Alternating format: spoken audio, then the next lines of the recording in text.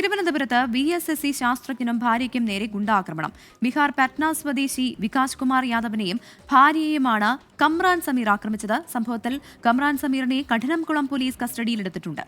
അജീഷ് ജയകുമാർ തിരുവനന്തപുരത്ത് നിന്ന് ചേരുകയാണ്. അജീഷ്, ഈ കമ്രാൻ സ്ഥിരമായി നാട്ടുകാർക്ക് തലവേദനയാകുന്ന ഒരാളാണ്. കുറച്ച് നാളുകൾക്ക് മുൻപാണ് നായയെ കൊണ്ട് പ്രദേശവാസിയെ കടുപ്പിച്ച കേസിൽ ഇയാൾ പിടിയിലായത്. ഇപ്പോൾ അടുത്ത കേസ് എന്താണ് പോലീസ് പറയുന്നത്? പ്രവിധ ഒരാഴ്ച മുമ്പായിരുന്നു ഈ കമ്രാൻ സമീർ അയൽവാസിയായിട്ടുള്ള ഗൃഹനാഥനെ വീട്ടിനകത്തേക്ക് കയറി നായയെ വിട്ട് കടുപ്പിച്ചത്.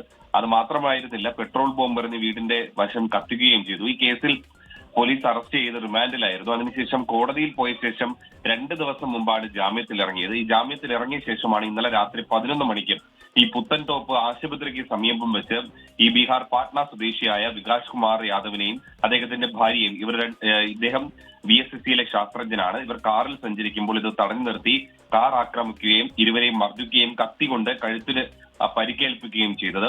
സംഭവത്തിൽ ഇരുവരും കഠിനംകുളം പോലീസിൽ പരാതി നൽകി ഈ കമ്രാൻ സമീറിനെതിരെ.